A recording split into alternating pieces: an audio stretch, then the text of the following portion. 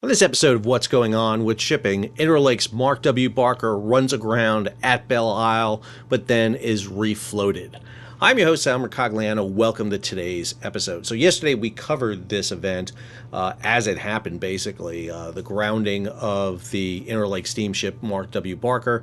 And then as we posted the video, literally they pulled the vessel off, and now she is anchored in the Detroit River, undergoing repairs and assessment of damage due to the grounding at Belle Isle. So I want to go back, show you some videos of exactly what happened and a little bit of further analysis on the grounding. If you're new to the channel, hey, take a moment, subscribe to the channel, hit the bell so you'll be alerted about new videos as they come out. All right, let's go ahead and take a look at Mark W. Barker.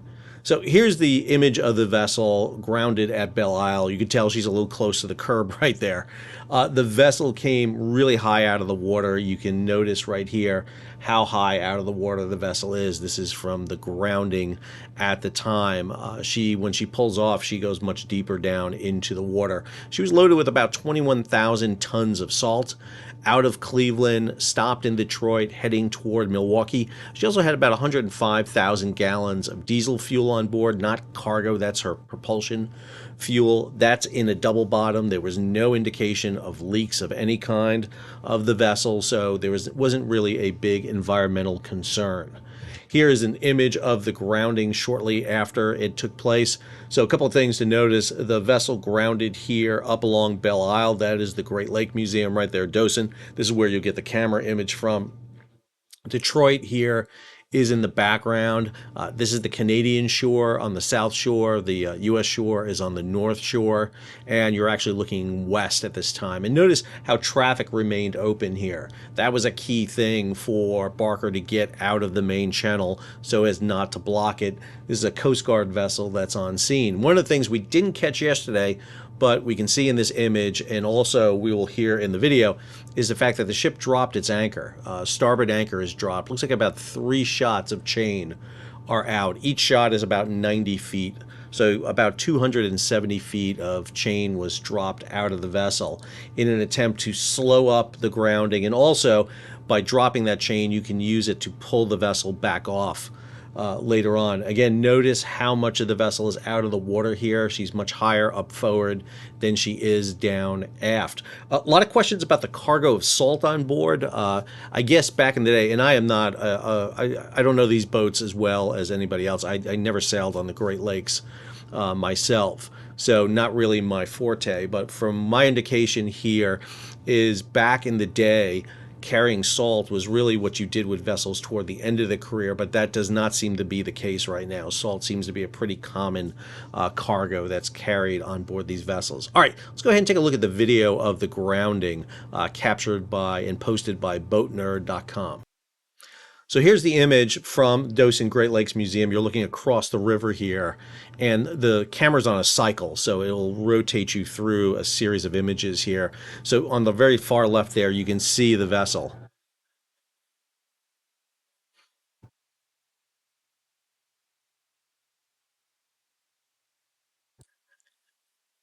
So you're getting a little bit of wind sound right now, but you're also hearing the anchor chain rattling out. Not sure what boat this is here coming through. Could be a Coast Guard patrol boat, not sure. But you see the vessel heading for shore here at this time. And unfortunately, again, this camera is automated, so you're going to lose images here of where the vessel is as it cycles through. So I jumped ahead here just a few seconds, and now here's where you see the vessel aground.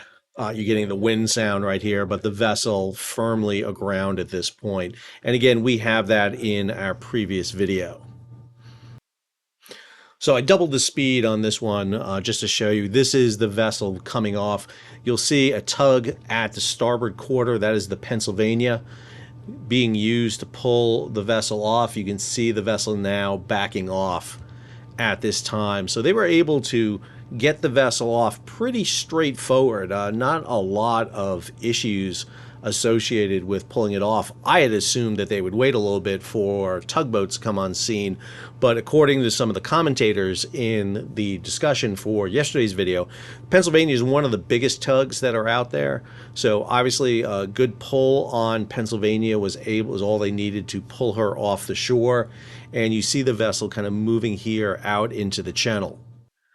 I'm going to have this whole video in the show notes so you can take a look at it. I jumped ahead a little bit here. You'll see the Pennsylvania has dropped her tow line. And again, I got this at double speed, so it's running a little bit faster just to get through the video. But you'll see the Pennsylvania moving up to the port bow to give an assist as the vessel backs down. It doesn't spin around. It doesn't turn itself around. Instead, the vessel is going to back down the channel here on the way out. It's going to go to an anchorage just to the west of Belle Isle, drop its anchor. It doesn't dock, so it's out there right now. I'll show you where it is here in a second in MarineTraffic. Again, according to the reports by Interlake and the Coast Guard, the vessel lost propulsion.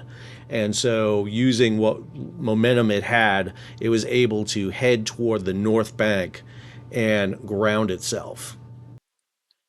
So here's MarineTraffic showing you the imagery of the vessel, where the vessel came in, heading outbound, northbound, even though this is kind of sideways, so actually heading east, but heading up from Lake Erie up into Lake Huron, heading that way when the vessel lost power here and then turned and grounded up against Belle Isle.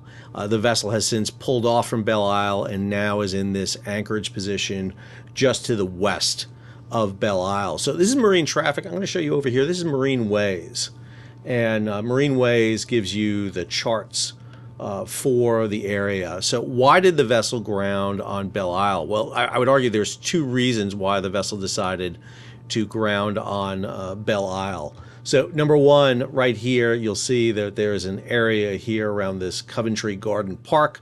So a little bit of an obstruction here. It wound up grounding right over here. The other reason why it grounded up here is this is the United States. This is Canada down here. This is the United States. You can see the demarcation line of the border here. This is a U.S. flag vessel. If at all possible, I'd ground in the United States. I wouldn't ground in Canada. That's an international problem. So not sure that's the intent reason they did it, but if they could, I would argue that's the way to ground. I also think it's the better area to ground on based on what we see here. Here you can see that area, it grounded right in this area here.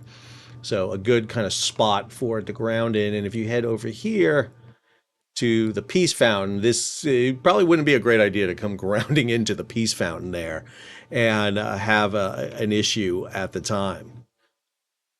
So anyway, a lot of information that we've found out now about it. The ship is being surveyed by both the company and the Coast Guard to ascertain what happened before it'll be allowed to continue on. So obviously they want to make sure the engines are working good. They'll also be doing damage assessments. I initially was concerned about it grounding on Belle Isle because of the rockiness of it, but from what everyone tells me, it's actually not rocky at all. It's pretty sandy there. This is a Great Lakes boat, so this vessel has some pretty thick hull, designed to be bumping around ice. I don't think she's fully icebreaker rated, obviously, but she is rated to operate on the Great Lakes, meaning she probably has a pretty good stout hull right there. But again, they will want to survey it, make sure she's not leaking, make sure there was no damage to any of the systems. Very unusual to think that she damaged her rudder or propeller because she never got close to grounding there. When you look at the channel, pretty deep water until you're right up against the coast, the shore there. So probably only the very bulbous bow of the vessel wound up going ashore. We saw it come up. There'll obviously be some issues about wanting to look at that bottom at some point and during a dry docking, but if there's no leaking in the four peaks or in the double bottoms, all these vessels have double bottoms, a void compartment between the sea and the vessel so that oil and cargo cannot be, you run aground and puncture the hull and you're spilling oil or cargo. That usually have your double bottom there. So probably pretty safe. I hope you enjoyed today's video. If you did, hey, take a moment, subscribe to the channel, hit the bell so you'll be alerted about new videos as they come out. Leave a comment. Got lots of comments on this and a lot of great information. Again, my forte is deep ocean shipping. Never sailed up on the lakes, so appreciate all the comments that I get from everybody about this. Leave a comment, give it a thumbs up, share it across social media, and if you can, support the page. How do you do that? You hit the super thanks button down below or head on over to Patreon and become a patron of the page. Until our next video, this is Sal, signing off.